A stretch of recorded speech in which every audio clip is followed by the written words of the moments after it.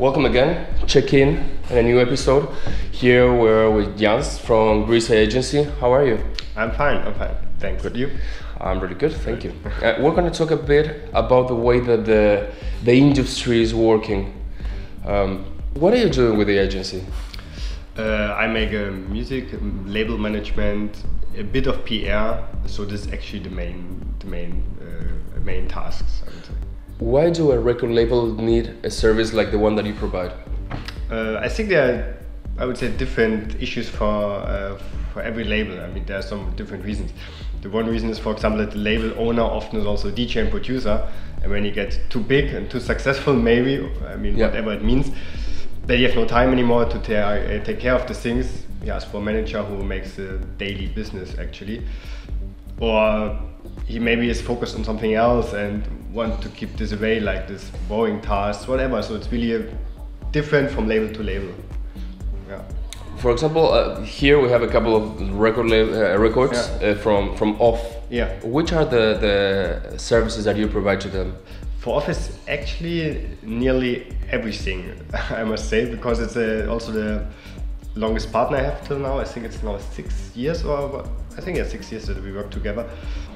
And actually there we do everything except of airing. This is doing somebody else, but and maybe the direction where the labels go. This is always coming from the label owner. So the decision, okay, this is our goal, now work on this. So and which are the goals for them?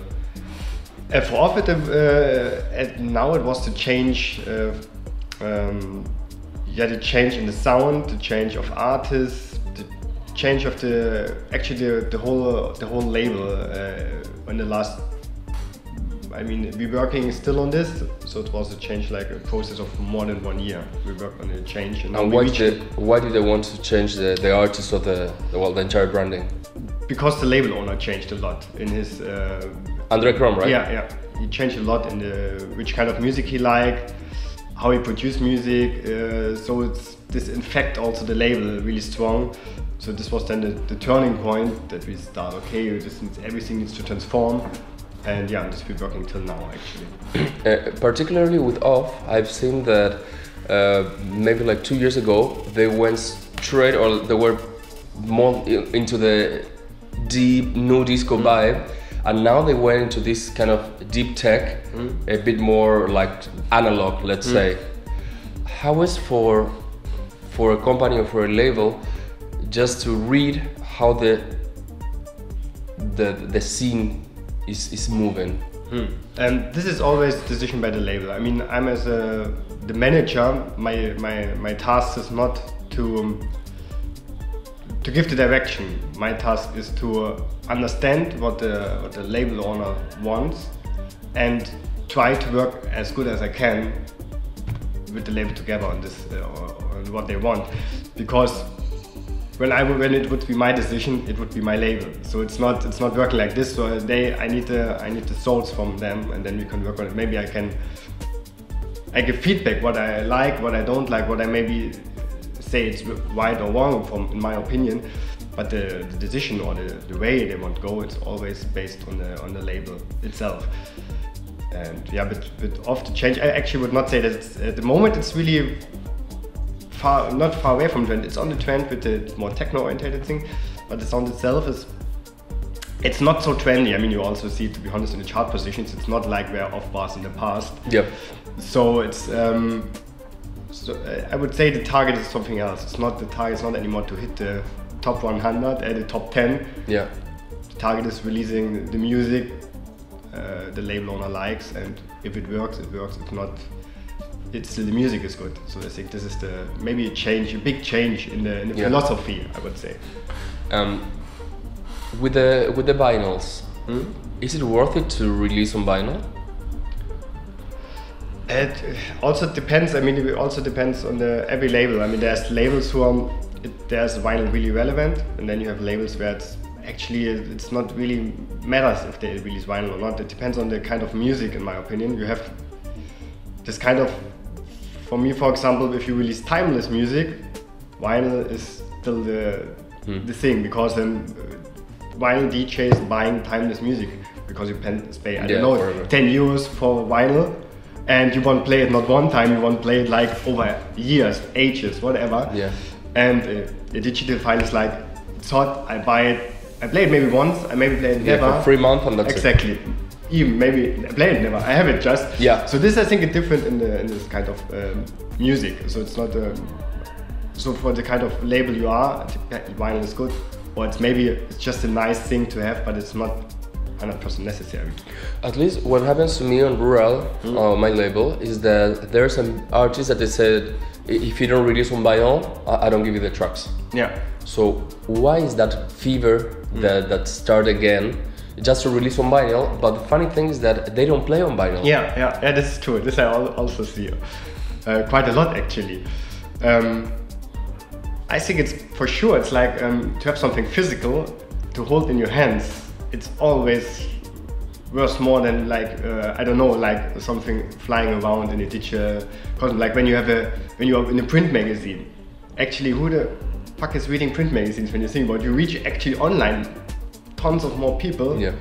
But everybody wants, oh wow, have a review in a print magazine. Everybody's happy about it because it's something physical you can hold in your hands, you can touch it somehow. And this is the strong power of vinyl that the people can have it. So this feeling I think you can't have it with a digital file. Never. This kind of, I'm happy with this in my hands. But is that really worth it? That is gonna make, besides the physical content, that is gonna make the artist to play more? Also again, depends on in my opinion, depends always on the artist, on the music. There are a lot of artists who are successful, they have maybe never released on vinyl, but they are successful like crazy, and it's okay. I think it always depends really on what you want, where you see yourself, and just from the not from the emotional way. So when I say it, it's like really from the emotional way, it's completely in general not necessary. I mean, for the most, yeah. Last time when I was doing an interview with Uner, the Spanish artist, he was telling me that now you can see on the scene that the guys that they play most and for a lot of money are the ones that are releasing less and less music. So of course nobody can say nothing about their quality, but they have like Richie Harding, Carcox, and they're like filling up stadiums, and actually they're releasing less and less music. What do you think about that? I think it's like it's somehow maybe a payback what you gave to the scene. I mean, it's these names you mentioned, they are since ages in the business. Yeah, for sure. They did a lot, or are still doing a lot for the scene. And I think when you reach once this kind of step, I don't know which exactly step you need to reach, but when you once have this, you never fall down again. You will always keep on playing and play great gigs or on great stages. And yeah, I think it's actually okay when you then maybe not releasing anymore so much. Yeah, this I only for my opinion. Yeah, and what do you think that right now the ones that get the shows actually they're good producers, but when they hire them, they're not thinking about their qualities as DJs. I know, without giving any names, amazing producers that when they play, they're okay. Yeah. They're just okay. Yeah. What do you think about that? It's about the merits that you do as a producer, your quality as a DJ? I think there's not 100%, in my opinion, connection. You have also great DJs who are bad producers, and you have the different way around, or you have somebody who's great in everything. I think it's a personal thing, and I actually not think bad about it. I only think bad about it when you do it with calculation and with so financial point of view. So it's like when you know that you can't DJ, you just do it because the requests are there. I know, for example, in the past, I know some live acts, and they are good live acts, and they only learn DJ because they get booking requests, but was no DJ. So fuck, what I need to do? I need to learn to DJ. And this was the only reason, but that was only the reason I can play more, I get more money. And this is maybe something I don't support. I would say when you do it with passion, then also when you maybe as a producer better than DJ, but you do it because you love it, yeah, it's okay. But when you only do it with the financial, then it's maybe not the best way. There are a lot of artists here that I've seen in Berlin that they're getting worldwide. I will give names of this. For example, Sante, Dixon, all the ones that are being here for a while. Who else? Emmanuel Satie, Hunter Game, Telefast, all the ones that they explode on the last 2 or 3 years. How do they make that? Because they have an amazing, they have amazing quality on the productions, but there's a lot of artists that also they have amazing qualities, but they don't reach that point. How do they get there?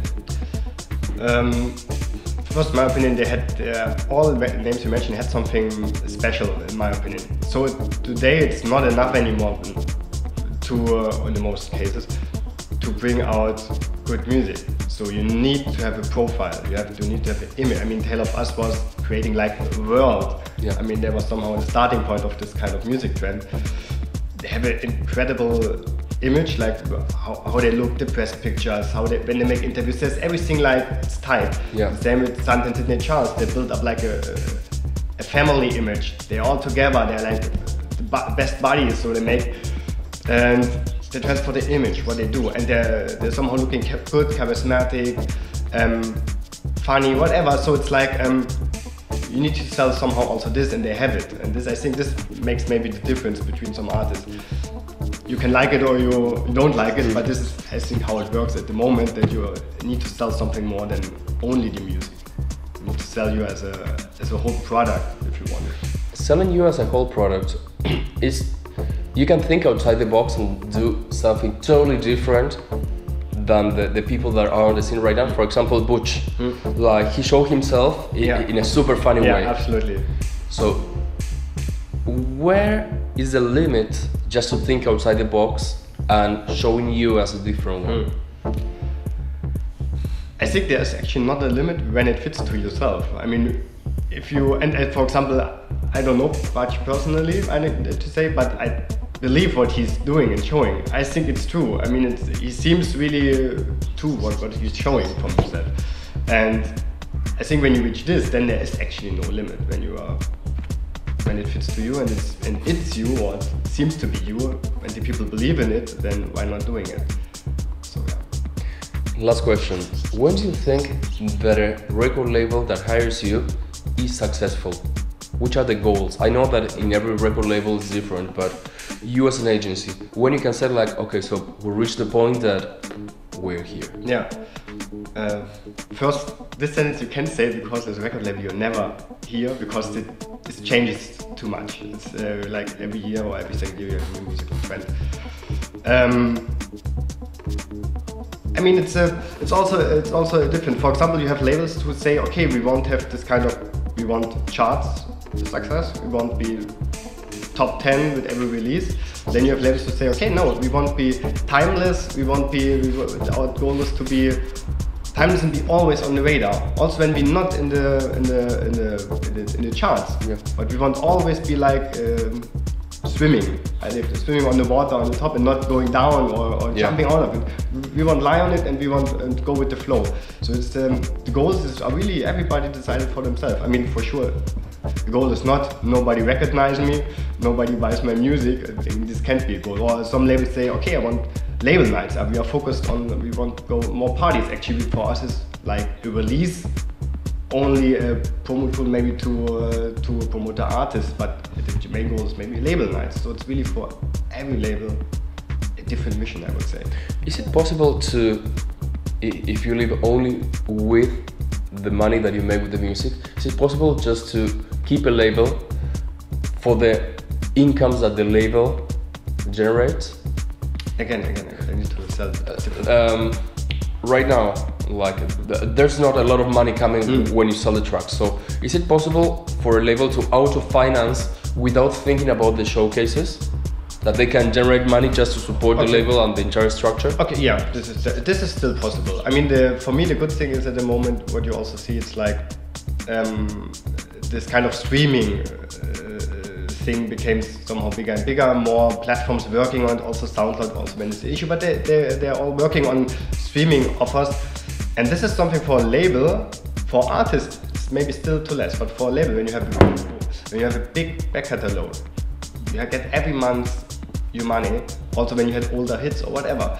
So this is actually a good thing. With vinyl, it's sold once, it's gone. You never get money back for this. With the streaming thing, you will get every quarter, you get money. Maybe it's in the, when you see to one release or to one track, it's less. But when you see then to a whole catalog, it can finance you over the long term, also over years. So yeah, I would say it's possible. Great. Thank you so much for your time. Thanks. Here you're gonna see his link, so you can check it out. Dankeschön. Ciao. Bitteschön. Bye. Please subscribe to our channels and check all the other things that we are doing. Yep, sounds fair. Bye. And if there's somebody that you want us to interview, please write us.